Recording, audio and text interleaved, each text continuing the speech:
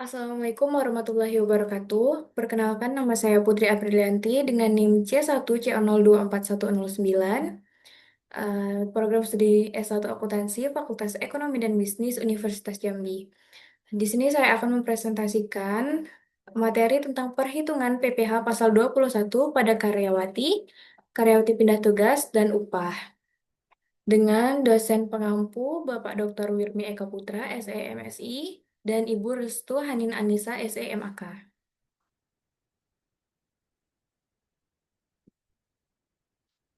Tarif efektif rata-rata, penyempurnaan pemotongan PPh pasal 21. Skema perhitungan terbaru dengan tarif efektif rata-rata atau TER diperuntukkan atas penghasilan yang diterima per 1 Januari 2024.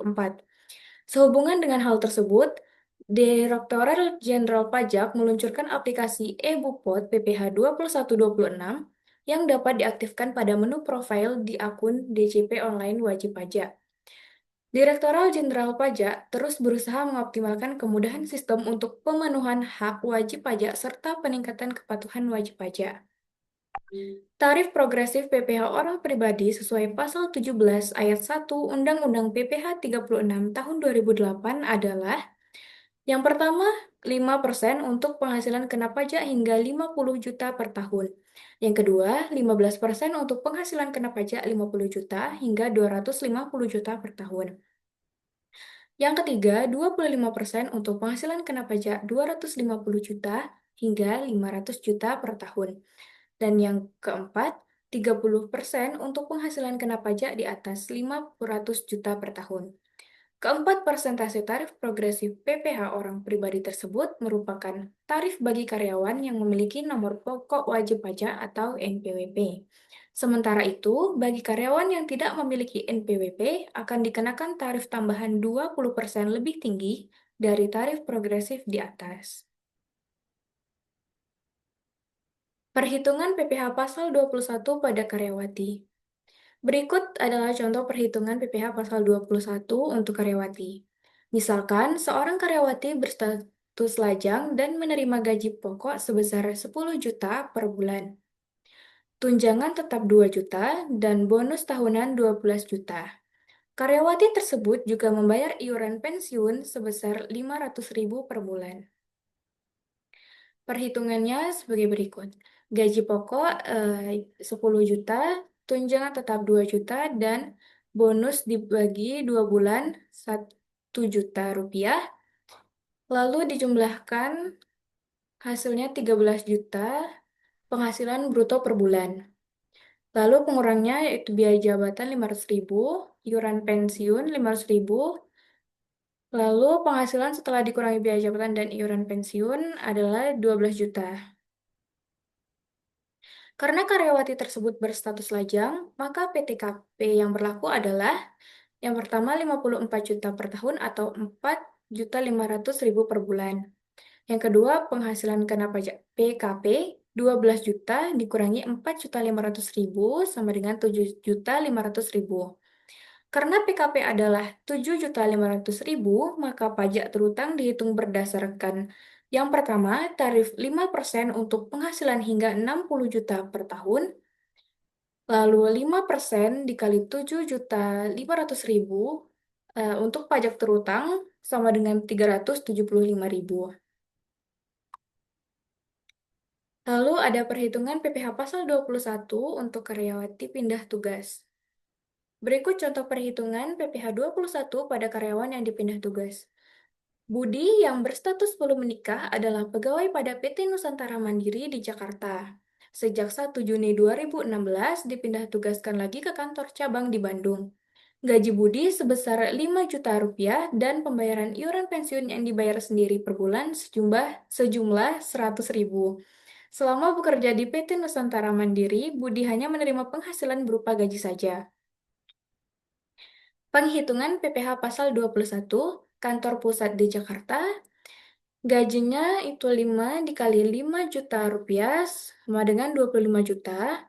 Lalu pengurangnya yaitu biaya jabatan 5%. 5% adalah ketetapan dikalikan dengan gajinya 25 juta sama dengan 1.250.000. Lalu yang kedua adalah iuran pensiun, 5 dikalikan 100.000 sama dengan 500.000. Lalu hasilnya 1.750.000 dikurangkan dengan gaji tadi 25 juta, sama dengan 23.250.000. Selanjutnya penghasilan neto setahun. 12/5 dikalikan dengan 23.250.000 sama dengan 55.800.000. Lalu untuk PTKP-nya wajib pajak sendiri yaitu 54 juta dikurangkan sama dengan 1.800.000 itu penghasilan kena pajak.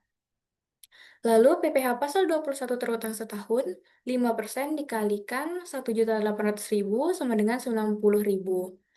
PPh pasal 21 terutang masa Januari sampai dengan Mei 2016 adalah 5/12 dikalikan 90.000 sama dengan 37.500. Jadi, PPh pasal 21 yang sudah dipotong masa Januari sampai dengan Mei adalah 5 dikalikan 7.500 sama dengan 37.500. Selanjutnya, untuk kantor cabang di Bandung. Yang pertama, penghasilan neto di Bandung, gaji Juni sampai dengan Desember 2016. 7 dikalikan 5 juta sama dengan 35 juta. Pengurangnya, biaya jabatan 5% dikalikan 35 juta sama dengan 1.750.000. Lalu iuran pensiun 7 dikalikan 100.000 sama dengan 700.000. Dijumlahkan hasilnya 2.450.000. Lalu dikurangkan dengan 35 juta yaitu 32.550.000. Itu penghasilan neto di Bandung. Lalu yang kedua penghasilan neto di Jakarta. 32.550.000 tadi ditambahkan dengan 23.250.000. Hasilnya jumlah penghasilan neto setahun sama dengan 55.800.000. Untuk PTKP wajib pajak sendiri yaitu 54 juta, lalu PPh pasal 21 disetahunkan. Lalu penghasilan kena pajak disetahunkan yaitu 1.800.000. Selanjutnya PPh pasal 21 disetahunkan 5% dikali 1.800.000 sama dengan 90.000. PPh 21 dipotong di Jakarta yaitu 37.500. Lalu PPh 21 terutang di Bandung sama dengan 52.500.000. Selanjutnya PPh 21 dipotong di Bandung masa Juni sampai dengan Desember 7 dikali 7.500.000 sama dengan 52.500. Untuk PPh pasal 21 kurang atau lebih dipotong sama dengan nihil. Selanjutnya perhitungan PPh pasal 21 untuk upah. Berikut adalah contoh perhitungan PPh pasal 21 terhadap upah. Misalnya, Wira adalah seorang pegawai tetap harian pada sebuah perusahaan perkebunan sawit dengan menerima gaji sebesar 250.000 per hari. Wira belum menikah dan bulan ini masuk kerja selama 26 hari tanpa absen. Hitunglah potongan PPh pasal 21 beserta gaji bersih. Gaji bruto 26 dikalikan 250.000 sama dengan 6.500.000. Untuk biaya jabatan 5% dikali 6.500.000 sama dengan 325.000. Lalu dikurangi sama dengan 6.175.000 untuk penghasilan neto. Selanjutnya penghasilan neto setahun 12 dikalikan 6.175.000 sama dengan 74.100.000.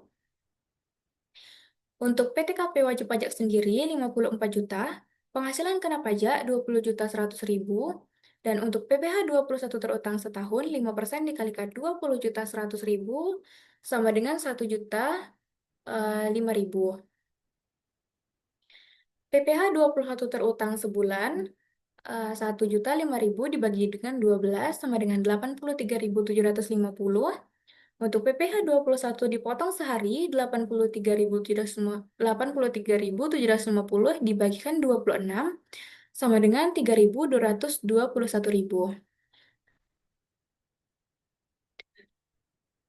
Gaji bersih wira setelah dikurangi pajak sebagai berikut. Gaji bersih sehari yaitu 250.000 dikurangi 3.221 rupiah sama dengan 246.779 rupiah.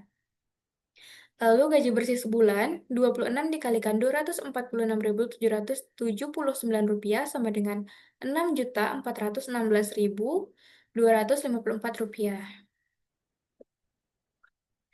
Baik, dari materi di atas dapat disimpulkan bahwa berdasarkan pembahasan dari perhitungan pajak penghasilan pasal 21, maka diperoleh kesimpulan sebagai berikut.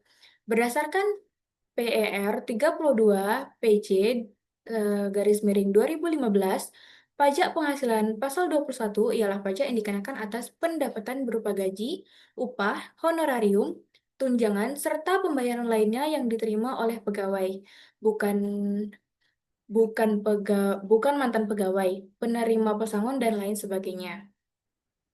Ada tiga metode perhitungan PPh pasal 21 yang paling umum, yaitu metode gross atau gaji kotor tanpa tunjangan pajak. Yang kedua, metode gross up, gaji bersih dengan tunjangan pajak. Yang ketiga, metode net, gaji bersih dengan pajak ditanggung perusahaan. Baik, hanya itulah materi yang dapat saya sampaikan. Lebih dan kurangnya saya mohon maaf. Saya akhiri. Wassalamualaikum warahmatullahi wabarakatuh.